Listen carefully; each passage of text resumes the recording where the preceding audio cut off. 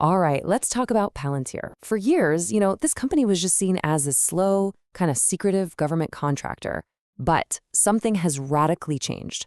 Today, we're going to break down the anatomy of its shocking transformation into a real AI powerhouse and figure out what it all means for its future. Okay, let's just start with the number that completely blew the doors off Wall Street, 137%. I mean, just let that sink in. That's the year-over-year growth Palantir just posted in its U.S. commercial business. And look, this isn't some tiny startup we're talking about. This is a multi-billion-dollar company growing at an absolutely breakneck pace. And get this, it's not just about revenue.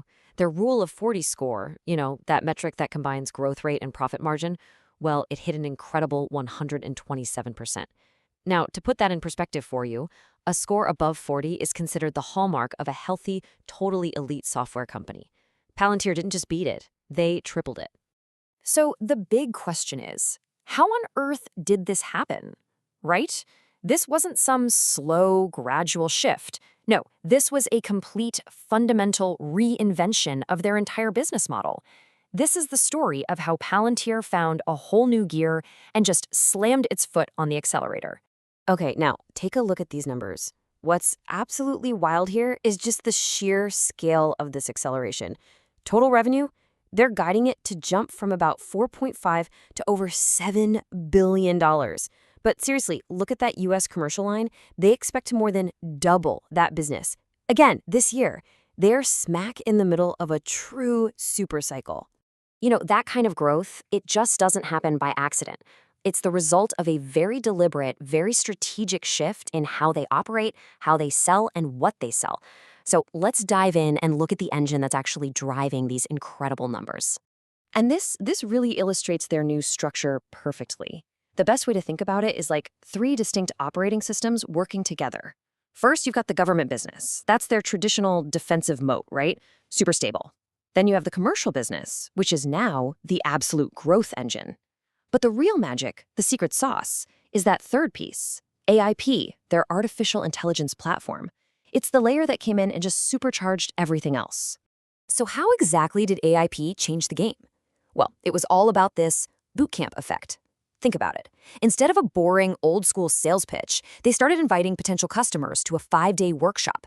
And in that workshop, the companies build their own AI solutions, right there, on the spot. Can you imagine? This totally shrunk the sales cycle from months down to just days.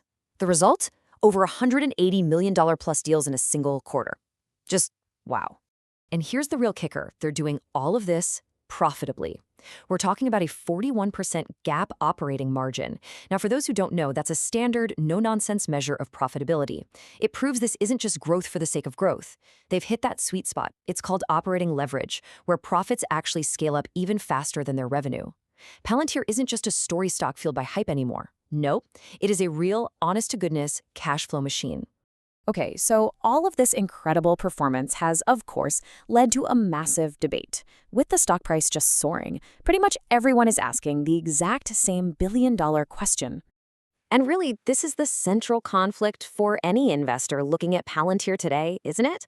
On one hand, the fundamentals are just undeniably incredible. But on the other hand, the valuation is way up there in the stratosphere. So how do we even begin to figure out if it's a fair price? Well, we're going to use a special tool for this. It's called the PEG ratio. And it's a fantastic metric, really, because it doesn't just look at the price tag. It directly compares the price you're paying to the earnings growth you're getting, which gives you a much, much clearer picture of the actual value. And the formula is actually super simple. All you do is take the price to earnings ratio, that number that tells you how expensive a stock looks, and you just divide it by the company's projected earnings growth rate. That's it. Okay, so let's plug in Palantir's numbers using forward estimates. Its forward PE is pretty steep, at 108. But its projected earnings growth is a massive 76.3%. So you divide that 108 by 76.3, and you get a PEG ratio of 1.42. Now, a PEG of 1.42, this is where the debate really ignites. The bears will tell you that a PE over 100 is basically a house of cards, right? Any tiny slowdown in growth and the whole thing could collapse.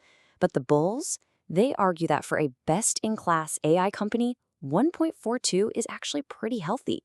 They'll even go a step further and say if you adjust the PEG using that insane 115% US commercial growth rate, the ratio drops below 1.0, making it a screaming buy.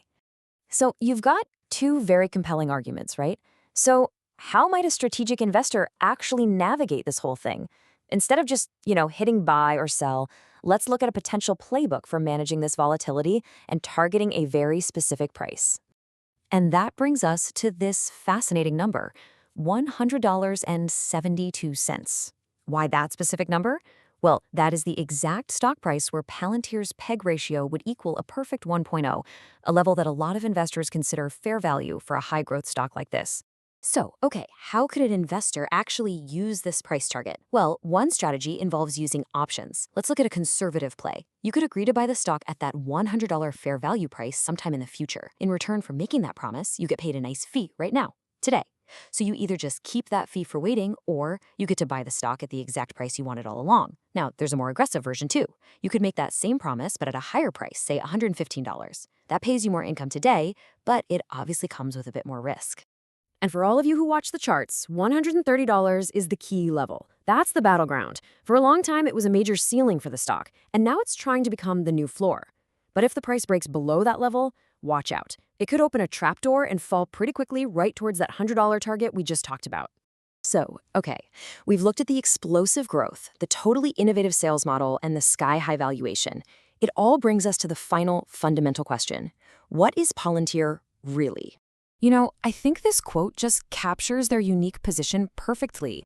In this massive AI gold rush we're in, companies like NVIDIA, they're selling the shovels, right? The actual computer chips.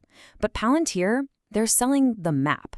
They provide the software that tells all these companies where to dig and how to turn all of their messy data into actual gold. Which leaves us right here with this one big question. Has Palantir truly built a foundational AI fortress that's going to dominate the next decade of enterprise software?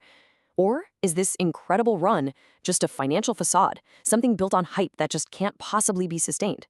The numbers are historic, the valuation is extreme, and whatever the answer is, it's going to define a major chapter in the AI revolution.